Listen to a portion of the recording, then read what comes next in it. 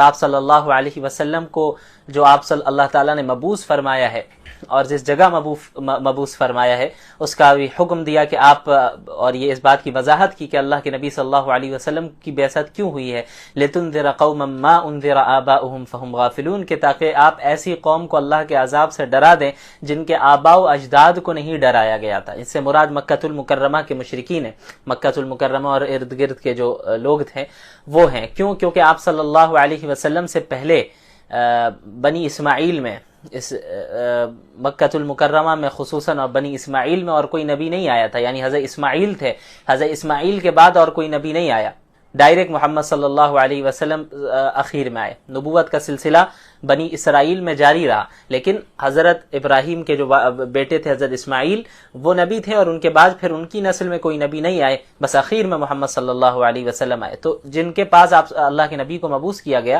ان کے آباء و اجداد کو کوئی ڈرانے والا نہیں آیا تھا ان کے پاس اللہ کا پیغام پہنچانے والا، تو ایسی قوم کے پاس اللہ تعالیٰ نے محمد صلی اللہ علیہ وسلم کو بھیجا۔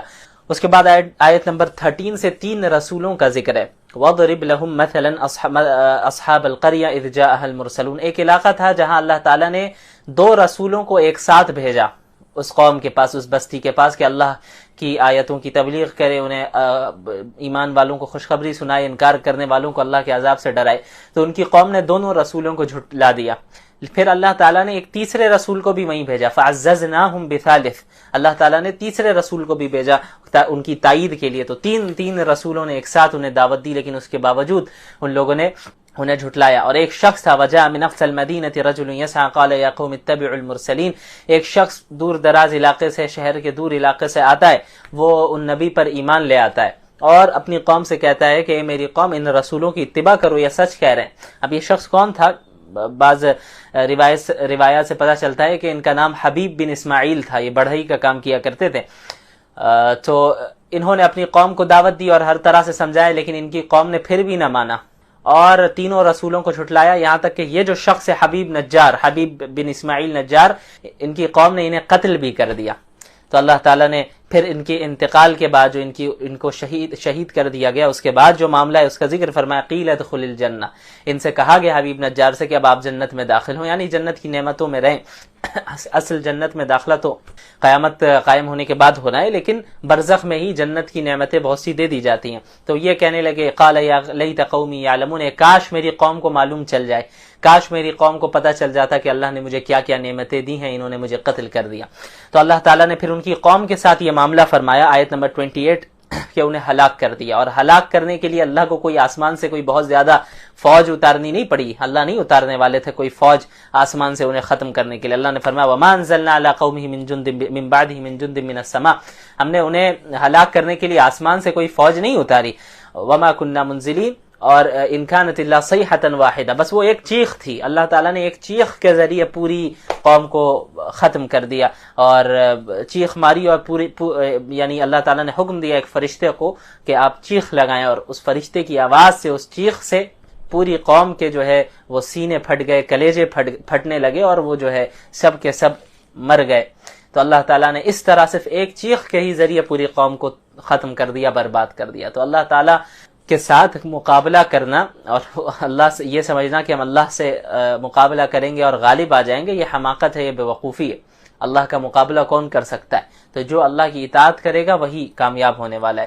اس کے بعد آیت نمبر 65 میں اللہ تعالیٰ نے یہ بتایا، اليوم نختم علی افواہہم وتکلمنا ایدیہم وتشہد ارجلہم بما کانوا یکسبون، جو گنہگار ہوں گے، جو کفار ہوں گے، اللہ تعالیٰ ان کی زبان پر، ان کے منہ پر مہر لگا دے گا، اور ان کے اعضاء گواہی دیں گے۔ زبان سے تو ہو سکتا ہے وہ جھوٹ بولیں گے، بعض یہ بھی جھوٹ کہیں گے کہ بھئی وما کننا مشرکین، ہم تو شرک نہیں کیا کرتے تھے، لیکن اللہ ان کے منہ پر ان کی زبان پر مہر لگا دے گا، اور ان کے جو اعضاء ہوں گے، باڈی پارٹس ہوں گے، ہاتھ ہے، پیر ہے، یہ پارٹس گواہی دیں گے کہ بھئی یہ گناہ کیا کرتے تھے۔ پھر آیت نمبر 69 میں مشرکین کی تردید کی گئی ہے کہ مشرکین آپ صلی اللہ علیہ وسلم کے متعلق یہ بھی کہا کرتے تھے کہ الیاذ باللہ یہ شعر و شاعری کرتے ہیں۔ تو اللہ نے فرمایا وما علمناہ الشعر وما ينبغي له، ہم نے محمد صلی اللہ علیہ وسلم کو شعر و شاعری کی تعلیم نہیں دی، اور ان کی یہ شان کے لائق بھی نہیں ہے کہ وہ شعر و شاعری کرے، بلکہ یہ تو ان هو الا ذکر و قرآن مبین، یہ تو نہایت واضح نصیحت اور کھلا ہوا قرآن کریم ہے۔ اس کے بعد آیت نمبر 77 میں اللہ نے اپنے انسان کی تخلیق کی طرف اور اس کی جو ابتدائی تخلیق کا مرحلہ ہے اس کی طرف غور کرنے کا حکم دیا. وَلَمْ يَرَ الْإِنسَانُ أَنَّا خَلَقْنَاهُ مِن نُطْفَةٍ فَإِذَا هُوَ خَصِيمٌ مُبِينٌ. مکہ مکرمہ میں ایک شخص تھا، مشرک شخص تھا، عاص بن وائل کے نام سے. وہ ایک مرتبہ آپ صلی اللہ علیہ وسلم کے پاس آتا ہے اور بوسیدہ ہڈی لے کر آتا ہے، اور اس بوسیدہ ہڈی کو وہ بالکل ریزہ ریزہ کر دیتا ہے اور کہتا ہے مذاق اڑاتے ہوئے کہ اللہ اس کو بھی دوبارہ ٹھیک کر دے گا، اللہ اسے بھی دوبارہ زندہ کر دے گا. تو اللہ نے فرمایا کہ ایک ایسا شخص ہے اپنی تخلیق پر غور کرے، اپنی کریشن پہ غور کرے. ایک پانی کے ایک نطفے سے اللہ تعالیٰ نے اسے بنایا، اس کی حیثیت کیا تھی، اور آج جب جو ہے یہ اللہ نے اسے طاقت دے دی، اب انسان کا ڈھانچہ، اس کے جسم تیار ہے اور وہ اس کے اندر قوت ہے، بات کر سکتا ہے، چل سکتا ہے، پھر سکتا ہے. تو اللہ ہی سے لڑ رہا ہے. وہ جو اللہ ایک نطفے سے پورے انسان کو بنانے پر قادر ہے، وہی اللہ اس انسان کے مرنے اور گلنے کے بعد دوبارہ زندہ کرنے پر کیا اسے قادر نہیں ہے؟ بالکل قادر ہے. اس کے بعد سورۃ الصافات کی ابتدا ہوتی ہے. یہ بھی مکی سورت ہے. اس میں بھی اسلام کے جو بنیادی عقائد ہیں، توحید ہے، رسالت ہے، قیامت ہے، اس کا اس بات کیا گیا ہے. اور اس کے بعد مشرکین کا ایک بہت غلط عقیدہ تھا، وہ یہ تھا کہ وہ سمجھتے تھے کہ فرشتے جو ہیں وہ اللہ کی بیٹیاں ہیں، علیاذ باللہ. تو اس کی بھی تردید کی گئی. تو شروع میں اللہ تعالیٰ نے کئی فرشتوں کی قسمیں کھائی ہیں، مختلف فرشتوں کی. والصافات صفا، ان فرشتوں کی قسم جو صفے باندھ کر کھڑے رہتے ہیں. تو مختلف فرشتوں کی قسمیں کھائیں، بلکہ 3 قسم کے فرشتوں کی قسمیں کھائی ہیں. فزاجرات زجرا، اور ایسے فرشتے جو ڈانٹ ڈپٹ کرتے ہیں، یعنی جب شیاطین آسمان کی طرف جاتے ہیں باتیں سننے کے لیے تو فرشتے انہیں بھگاتے ہیں جناتوں کو، تو زجر کرتے ہیں، توبیخ کرتے ہیں، انہیں ڈانٹتے ہیں، ڈپٹتے ہیں. ان فرشتوں کی قسم. فتالیات ذکرہ، ان فرشتوں کی قسم جو ذکر کی تلاوت کرتے ہیں. تو ان کا قسموں کے کھانے کا مقصد یہ ہے کہ بعض تو ایسے تھے مشرکین میں جو فرشتوں ہی کی عبادت کرتے تھے، تو اس کی بھی تردید ہے کہ اللہ ہی واحد ذات ہے جو عبادت کا مستحق ہے. اور ان مشرکین کی بھی تردید ہے جو فرشتوں کو اللہ کی علیاذ باللہ بیٹیاں سمجھا کرتے تھے. اس کے بعد آیت نمبر 42 میں سورۃ الصافات کی اللہ تعالیٰ نے اہل جنت کا ذکر کیا کہ اولئک لہم رزق معلوم فواکہ وہم مکرمون، کہ اہل جنت کو رزق معلوم ملے گا، یعنی رزق میں کوئی شبہ نہیں ہوگا کہ پتہ نہیں ملے گا یا نہیں ملے گا. ایسا نہیں، 100% انہیں معلوم ہوگا کہ رزق ملنا ہے. اس دنیا میں ہمیں تو اس کی کوئی گارنٹی نہیں ہے نا کہ آج سے 5 سال بعد پتہ نہیں ہم کیا کھائیں گے، کس کنڈیشن میں ہوں گے، فائنینشیل حالت کیا ہوگی، کل کیا کھائیں گے، پرسوں کیا کھائیں گے، ملے گا نہیں ملے گا، اس کی کوئی گارنٹی نہیں ہے. لیکن جنت میں کوئی شبہ نہیں ہوگا، رزق ہر حال میں مل کر رہے گا. کوانٹٹی میں بھی، یعنی انلیمیٹڈ کوانٹٹی بھی، کوالٹی بھی شاندار اور ایسے عمدہ کوالٹی کے جس کا ہم اپنے امیجنیشن سے بھی باہر ہو، اور سکون کے ساتھ. یعنی اس بات کا بھی اندیشہ نہیں کہ بھئی ملے گا یا نہیں ملے گا، ہر حال میں ملے گا، یقیناً ملے گا، ہمیشہ ملے گا. اس کے بعد اہل جہنم کا ذکر ہے کہ اذالک خیر النزل ام شجرۃ الزقوم 63 میں آیت نمبر کے. اس میں اہل جہنم کے کھانے کا ذکر ہے کہ جو زقوم کا درخت ہے وہ ان کا کھانا ہوگا، جو کہ بہت ہی بدبودار اور نہایت کڑوا اور دکھنے میں بھی بہت عجیب و غریب ہوتا ہے. انہیں زبردستی وہ کھائیں گے، بھوک کی عالم ہوگی، یہ حالت ہوگی کہ وہ جو ہے زبردستی اسے کھائیں گے، کھانا پڑے گا، اور وہ حلق میں اٹک جائے گا وہ پھل. اور پھر اب انہیں پانی چاہیے ہوگا تو پھر پانی دیا جائے گا، کھولتا ہوا پانی انہیں پینا پڑے گا، جس سے ان کے جسم کے اندر کے ساری چیزیں وہ گلنے لگیں گی. اللہ تعالی ہم لوگوں کی حفاظت فرمائے.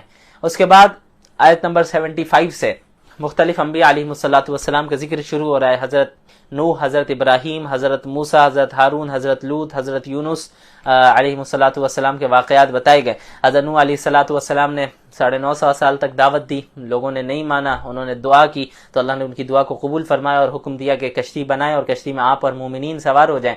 اللہ نے باقی قوم کو، کفار کو ہلاک کیا. پھر جب طوفان ختم ہو گیا اور نوح علیہ السلام اور مومنین زمین میں آئے، تو پھر اب جو نسل انسانی چلی ہے حضرت نوح علیہ الصلوۃ والسلام سے، وہ ان کے 3 بیٹوں سے چلی ہے. ایک کا نام سام تھا، ایک کا نام حام تھا، اور تیسرے کا نام یافس تھا. اس کے بعد آیت نمبر 83 سے حضرت ابراہیم کا ذکر ہے. وَإِنَّ مِن شِيعَتِهِ لَإِبْرَاهِيمَ، کہ حضرت ابراہیم بھی حضرت نوح کے گروہ میں سے ہی تھے، ان کی جماعت میں سے ہی تھے. کیا مطلب؟ انبیاء کی جماعت میں سے تھے اور عقائد دونوں کے سیم تھے، دونوں توحید کے قائل تھے، اللہ کے نبی تھے. تو انہوں نے بھی اپنی قوم کو سمجھایا کہ بھئی ایسی چیز کی کیوں عبادت کرتے ہو جو تمہیں دیکھ نہیں سکتی اور تمہیں سن نہیں سکتی، تمہاری مدد نہیں کر سکتی، تمہیں کوئی نقصان نہیں پہنچا سکتی، ایسی چیز کی عبادت نہیں کرو۔ پھر جو بھی واقعہ ہے 17ویں پارے میں جو گزرا کہ کس طرح انہوں نے بتوں کو ہلاک کر کے یہ ثابت کیا، بتایا کہ بھئی جو خود کی مدد نہیں کر سکتا تم اس کی عبادت کیسے کرتے ہو۔ پھر اللہ تعالیٰ نے حضرت ابراہیم علیہ السلام کو بہت سی آزمائشوں سے گزارا اور ہر آزمائش میں وہ مکمل اترے۔ آپ اگر دنیا والوں کو دیکھیں کہ ایک شخص دوسرے سے محبت کیوں کرتا ہے، اس کی کیا وجوہات ہیں، کیا اسباب ہیں، تو بنیادی طور پر 3 ریزنز ہمیں نظر آئیں گی۔ 3 وجوہات ایسی ہیں جن کی بنیاد پر اس دنیا میں کسی دنیا کے دوسرے ہی شخص سے محبت کی جاتی ہے۔ وہ 3 ریزنز کیا ہیں، 3 وجوہات کیا ہیں؟ سب سے پہلی وجہ ہے کہ جس سے محبت کی جا رہی ہے اس سے ہم نے محبت اس کے احسان کی بنیاد پہ کیا، کہ کسی شخص نے کسی دوسرے پر احسان کیا ہوا ہے تو جس پر احسان کیا گیا اسے ایک عقیدت ہو گئی، ایک محبت اس شخص سے جس نے اس کے اوپر احسان کیا ہے۔ دوسری وجہ کیا ہوتی ہے کہ ہم کسی کے اخلاق سے اور اس کے کردار سے متاثر ہو کر اس سے محبت کرنے لگتے ہیں، اس کے کیریکٹر سے متاثر ہو کر ہم محبت کرنے لگتے ہیں، یہ دوسری وجہ ہوئی۔ اور تیسری وجہ کیا ہے کہ ہم سامنے والے کی خوبصورتی کو دیکھ کر اس سے محبت کرنے لگتے ہیں۔ یہ 3 بنیادی وجوہات ہیں کہ اس دنیا میں ان وجوہات میں سے کسی ایک وجہ سے یا زیادہ سے زیادہ 2 وجہ سے، بہت کم ایسے سچویشنز ہیں جہاں پر تینوں وجہ پائی جائے اور اس سے انسان محبت کرتا ہے۔ تو اب ہم ان تینوں چیزوں کو رسول اللہ صلی اللہ علیہ وسلم کی زندگی میں دیکھتے ہیں، اور جب ہم اللہ کے نبی صلی اللہ علیہ وسلم کی زندگی کا مطالعہ کرتے ہیں اور ان کی شخصیت کو دیکھتے ہیں اور جانتے ہیں تو ہمیں معلوم چلتا ہے کہ رسول اللہ صلی اللہ علیہ وسلم کی ذات میں یہ تینوں چیزیں بیک وقت موجود ہیں، ایٹ اے ٹائم یہ تینوں ریزنز موجود ہیں اور بدرجہ اتم موجود ہیں۔ مثال کے طور پر سب سے پہلی جو ریزن ہم نے بتائی وہ ہے احسان۔ کوئی کسی پر احسان کرے تو ہمیں اس سے محبت ہوتی ہے۔ اب آپ مجھے یہ بتائیں کہ ہم تو کوئی انسان اگر چھوٹا موٹا احسان بھی کرے تو اس سے متاثر ہو کر اس سے محبت کرنے لگتے ہیں، لیکن اللہ کے رسول صلی اللہ علیہ وسلم سے زیادہ بڑا احسان پوری انسانیت پر کس نے کیا؟ کسی نے نہیں۔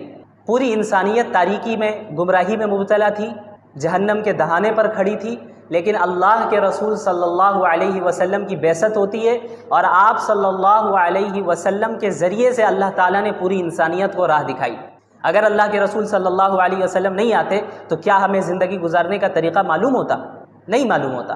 اور خصوصاً آپ جب ان واقعات کا مطالعہ کریں جب اللہ رب العالمین نے محمد الرسول اللہ صلی اللہ علیہ وسلم کو بعض ایسے اختیارات دیے کہ اگر آپ کہیں تو آپ کے دشمنوں کو ابھی ہلاک کر دیا جائے، ختم کر دیا جائے۔ طائف کا واقعہ ہم سب جانتے ہیں کہ کس طریقے سے اللہ کے نبی صلی اللہ علیہ وسلم کو طائف میں لہو لہان کیا گیا، ان کے پیچھے اوباشوں کو لگایا گیا، ان پر پتھراؤ کیے گئے اور آپ صلی اللہ علیہ وسلم کے جسم سے خون بہتا رہا، یہاں تک کہ اللہ رب العالمین نے فرشتے کو بھیجا۔ صحیح روایت ہے، صحیح حدیث ہے جس سے معلوم چلتا ہے کہ اللہ نے یہ اختیار دیا محمد الرسول اللہ صلی اللہ علیہ وسلم کو کہ اگر آپ چاہیں تو طائف والوں کو ابھی ختم کر دیا جائے، ابھی ختم کر دیں۔ تو اللہ کے نبی صلی اللہ علیہ وسلم نے فرمایا کہ نہیں، مجھے امید ہے کہ ان کی نسل سے ایسے افراد آئیں گے جو اللہ ماننے والے ہوں، اللہ کو ماننے والے ہوں گے۔ مسلمانوں کا کیا حال ہے؟ مسلمانوں کے متعلق اللہ کے نبی صلی اللہ علیہ وسلم نے پوری امت کے لیے، یعنی قیامت تک جتنے مسلمان آنے والے ہیں، صرف صحابہ نہیں، صحابہ کے لیے بھی، میرے لیے بھی اور آپ کے لیے بھی اپنے راتوں میں دعائیں کیا کرتے تھے۔ حضرت عائشہ رضی اللہ عنہا کا واقعہ معروف ہے کہ ایک مرتبہ اللہ کے نبی صلی اللہ علیہ وسلم نے ان کے لیے دعا فرمائی کہ یا اللہ حضرت عائشہ کے اگلے پچھلے تمام گناہوں کو معاف فرما دے۔ تو اس دعا سے اتنی زیادہ حضرت عائشہ خوش ہوئی کہ ہنستے ہنستے سر بھی جھکا دیا انہوں نے کہ اللہ کے نبی دعا فرما رہے ہیں میرے لیے، اور وہ بھی ایسی دعا کہ اگلے پچھلے تمام گناہوں کو معاف فرما دیں، کتنی بڑی بات ہے۔ تو اللہ کے نبی صلی اللہ علیہ وسلم نے فرمایا کہ عائشہ تمہیں اس دعا سے خوشی ہوئی؟ ظاہر ہے خوشی ہوئی۔ تو اللہ کے نبی صلی اللہ علیہ وسلم نے فرمایا کہ خدا کی قسم یہ وہ دعا ہے جو میں اپنی پوری امت کے لیے ہر وقت مانگتا ہوں، یعنی میرے لیے اور آپ کے لیے بھی اللہ کے نبی صلی اللہ علیہ وسلم یہ دعا مانگا کرتے تھے۔ یہ دعا آپ صلی اللہ علیہ وسلم اللہ رب العالمین سے مانگا کرتے تھے۔ ہم لوگوں پر کتنے احسانات اللہ رب العالمین نے اللہ کے نبی صلی اللہ علیہ وسلم کے ذریعے کروائے۔ اب آپ ایک جو اللہ کے نبی صلی اللہ علیہ وسلم نے کیا فرمایا، ایک صحیح روایت میں ہے کہ ہر نبی کو ایک دعا دی گئی ایسی دعا جسے اللہ کبھی ریجیکٹ نہیں کرے گا. یعنی انبیاء کی دعا تو ایسی قابل قبول ہوتی ہے، لیکن اللہ رب العالمین اس بات کا پابند نہیں ہے کہ وہ نبی کی ہر دعا کو قبول کر لے. اللہ کرے گا، اپنے فضل سے کرے گا، اللہ تو کسی کا پابند نہیں ہے. لیکن اللہ رب العالمین نے ہر نبی کو ایک ایسی دعا دی ہے جس کے متعلق اللہ نے خود فرمایا کہ یہ ایک ایسی دعا ہوگی جسے میں ریجیکٹ نہیں کروں گا. تو انبیاء نے، پچھلے انبیاء نے ان دعاؤں کا استعمال کیا. حضرت نوح علیہ السلام نے بھی اور دیگر انبیاء نے بھی. حضرت نوح علیہ السلام 950 سال تک انہوں نے اپنی قوم میں دعوت کا کام کیا، لوگوں کو اسلام کی طرف بلایا، لیکن ماننے والے بہت تھوڑے رہے. ہر طرح سے کوشش کی، لیکن نہ ماننے والے جو تھے انہوں نے ہر طرح سے انہیں تکلیف پہنچائی. آخر کار حضرت نوح نے دعا کی کہ اللہ اب انہیں ہلاک کر دیں، اب انہیں ختم کر دیں. اور پھر اللہ رب العالمین نے انہیں ہلاک کیا، کیونکہ ایک ایسی دعا انبیاء کو ملی جو کبھی ریجیکٹ نہیں ہوتی. اللہ کے نبی محمد الرسول اللہ صلی اللہ علیہ وسلم نے کیا فرمایا کہ اس دعا کو میں نے ابھی تک اس دنیا میں استعمال نہیں کیا ہے، اس آپشن کو میں نے ابھی تک استعمال نہیں کیا. حدیث کا مفہوم ہے اس کو میں نے قیامت کے دن کے لیے رکھا ہے کہ میں اس دن اپنی امت کے لیے سفارش کروں گا. اے اللہ، آپ نے مجھے ایک دعا دی ہے، ایک ایسا موقع دیا ہے کہ جس کو آپ کبھی ریجیکٹ نہیں کریں گے. یہ اس کو حالانکہ اللہ کے نبی صلی اللہ علیہ وسلم سے زیادہ کسی نبی کو تکلیف نہیں پہنچائی گئی. جتنے انبیاء آئے سب سے زیادہ تکلیف اگر کسی کو پہنچائی گئی ہے تو وہ محمد الرسول اللہ صلی اللہ علیہ وسلم. سب سے زیادہ تکلیف ہر اعتبار سے. تو اللہ کے نبی صلی اللہ علیہ وسلم چاہتے تو دنیا ہی میں اس کا استعمال کر لیتے. یہ دعا بھی مانگی جا سکتی تھی کہ یا اللہ معاملہ آسان فرما دے اور کوئی میری مخالفت نہ کرے، معاملہ آسان فرما دے، مجھے تکلیف نہ دی جائے.